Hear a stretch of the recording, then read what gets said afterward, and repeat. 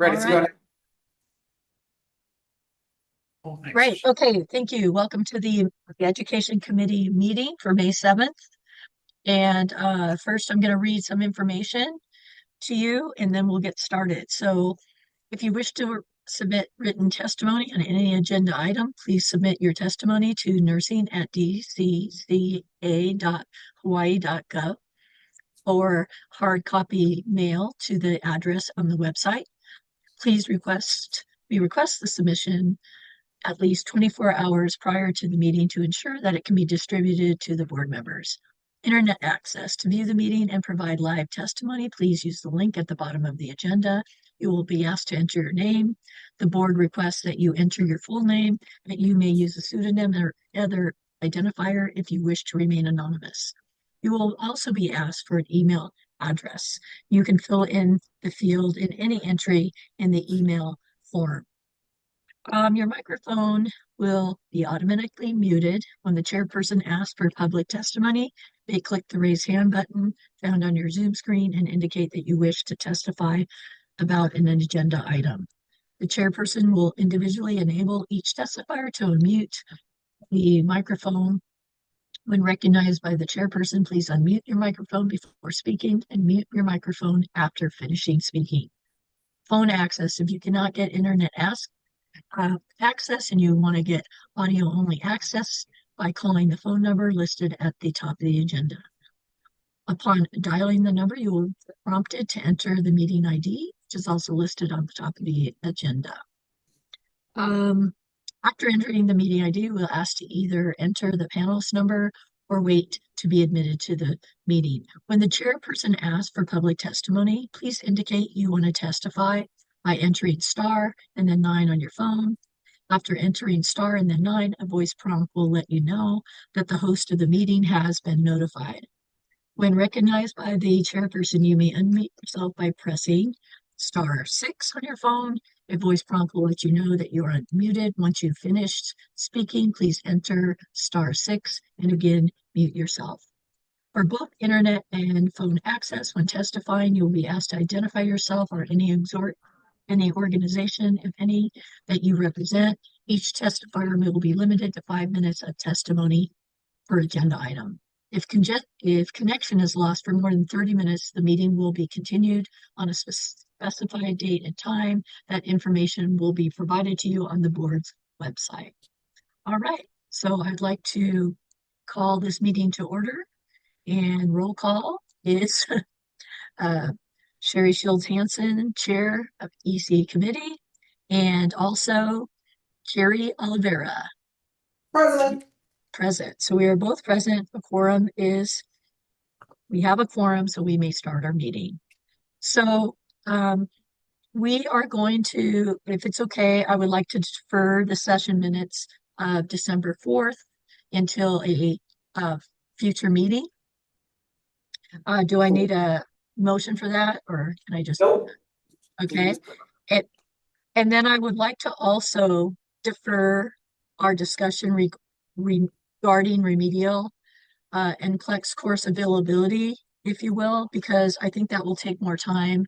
And I would like us to be able to do a little bit more research on that prior. Therefore, I will move to our next item, which is new business number B, and discuss the possibility and possible action regarding the educational credential evaluators to be on our list of approved education evaluators. So I don't know, Carrie, have you had a chance to look at their sample? I did, and Erica Fuller, whose name is on the letter, is here, right? Okay, So, I okay. did ask the question about how they determine the validity of transcripts. If we could speak to her, that'd be great. Yeah, that would be great. Okay. Um, can we, uh, I guess, do we have any public respondents or any public testimony? There's no public here, right? No. Erica's the only public Okay, here. so Eric, would you like to respond? Maybe, maybe call Erica forward, please.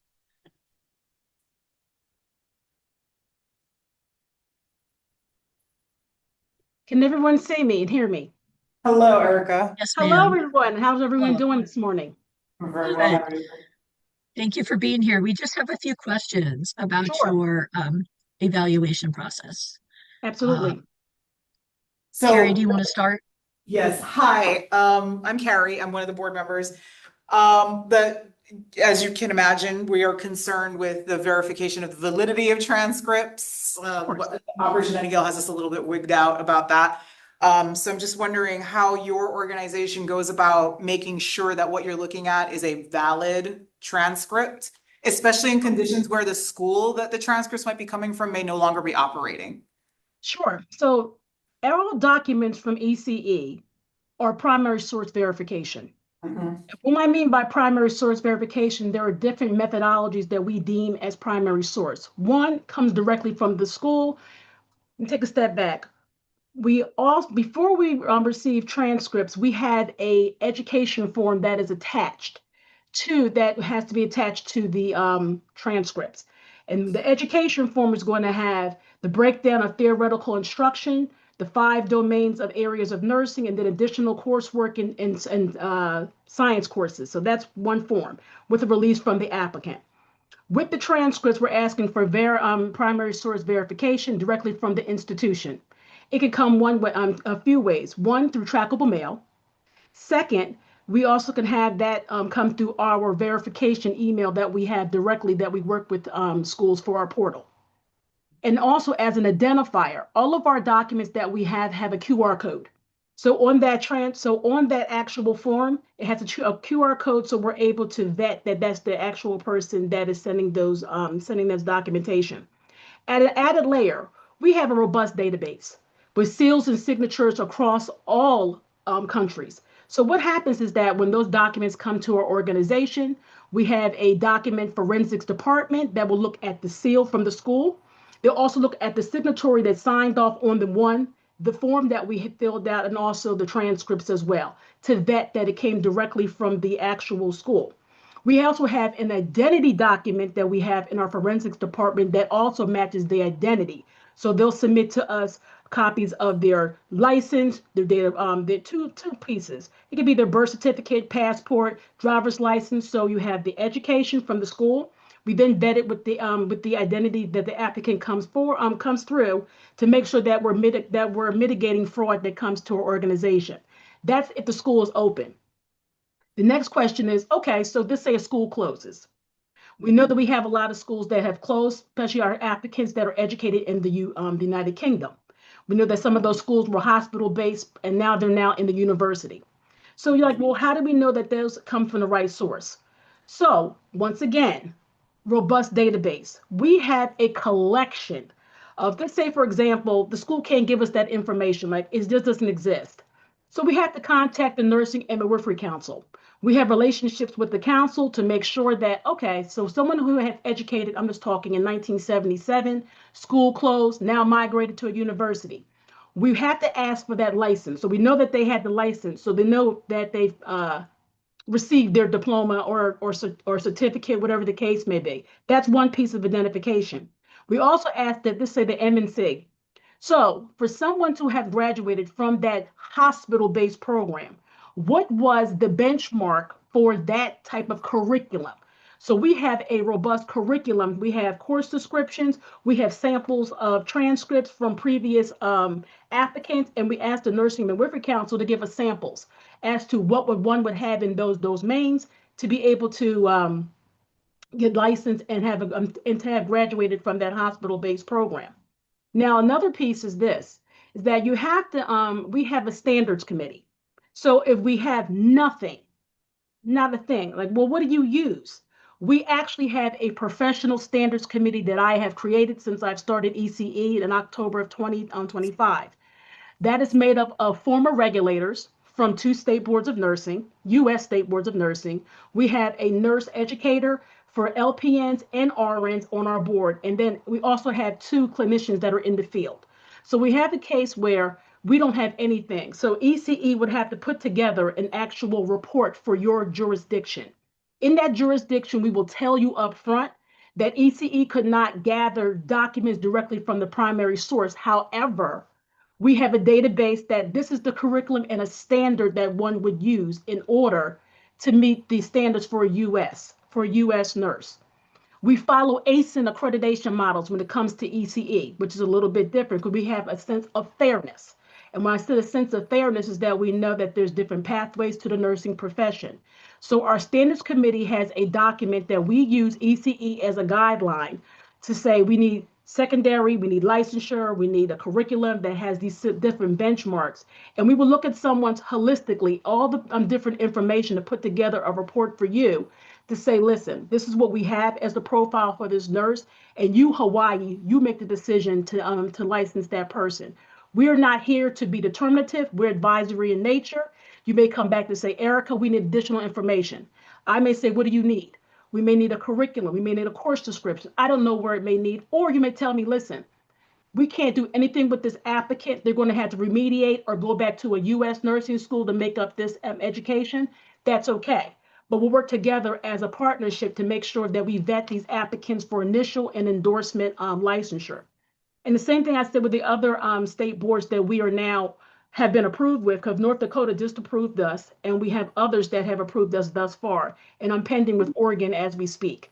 So we have the same type of relationship that I'm working with you, hopefully with your organization, with your jurisdiction, that we can work together in case we have some issues when it comes to ECE doing evaluations for your jurisdiction. And I'll put a piece of, I'm gonna put a little star there. I've been in this industry for 25 years. I used to be the director of CES visa screen for CGFNS True Merit and also ICD. So I know what I'm doing when it comes to setting up the initiative for ECE. That's why they hired me, just to give you a little bit of piece of that as assurance. Thank you. You're I welcome. appreciate it. I also have a question. How Sure. do you verify English proficiency? Sorry. Yes. So we are now for ELP. ECE is now recognized by all of the different 7 vendors for ELP verification for TOEIC, IELTS. So we have so going forward, we're working with our IT team and their IT team so we can get all those scores directly into our system. So if someone has demonstrates that they don't have the capacity, they're not English exempt, we have an ELP report that we could provide to you as well for those only passing scores for RNs, and now LPNs are coming later, but we can provide those scores for IELTS or TOEFL, whatever test that your jurisdiction is approved. We can vet those scores, passing scores. We will only submit passing scores. We also make sure that our scores are within 2 years of issuance of the report.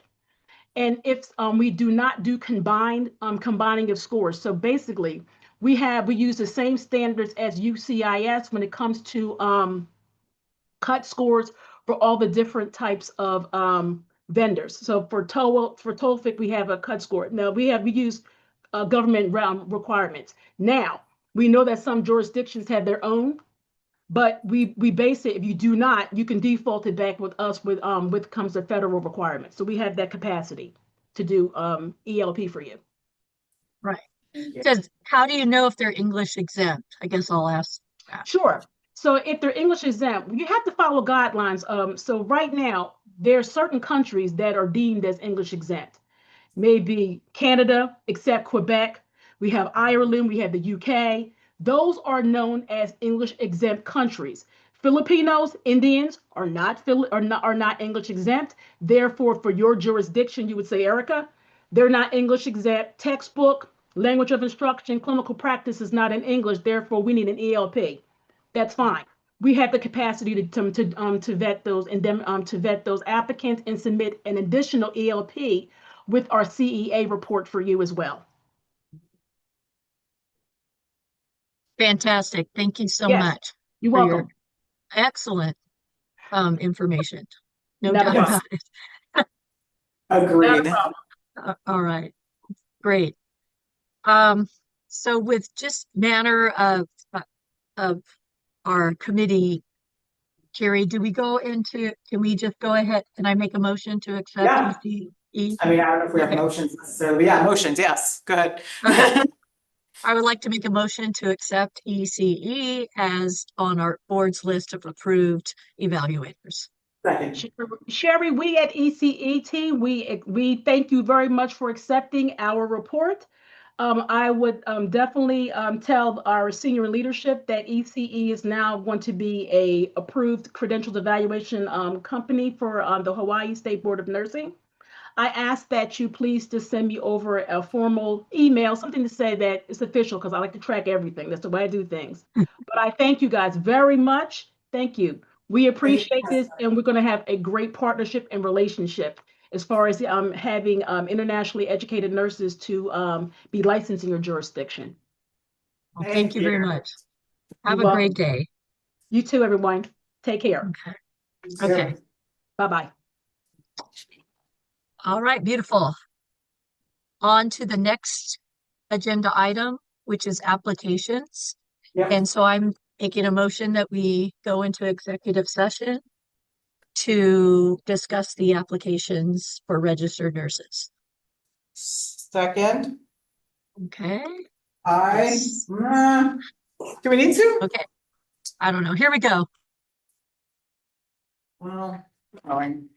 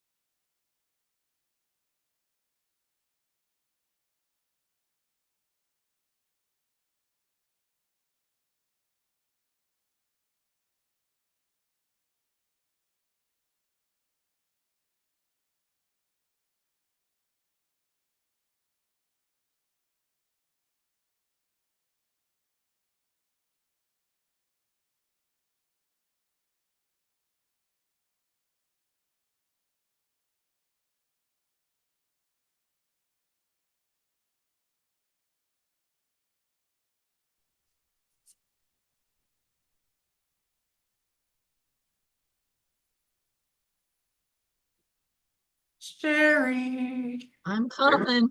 Oh, there you All are. right. All right. So that being said, we are going to defer the applications for Thomas Prezak, Samuel Romero, Trey Nguyen, and Anna Phillips until we get some more clarity on our transcript evaluation process. Mhm. All right. And then, Okay, Chair, I'd like to make a motion related to the faculty applications. yeah, I'd sure, like to move to approve all of the faculty applications listed on the agenda. I second the motion. I vote aye. I. So, EO, do I need to list them all out or can you just, No, Adrian's saying it's all good.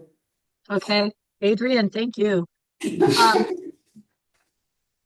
Then I'm sorry for the rush today, but we will access this meeting and we will meet again in July if that is our next scheduled meeting. Thank you. I motion to uh leave the meeting. You can just adjourn, Chair. All right, I adjourn the meeting and thank you everybody for everything, for all your Thank you, help. It's been Sherry. fantastic. Have a great day. You too.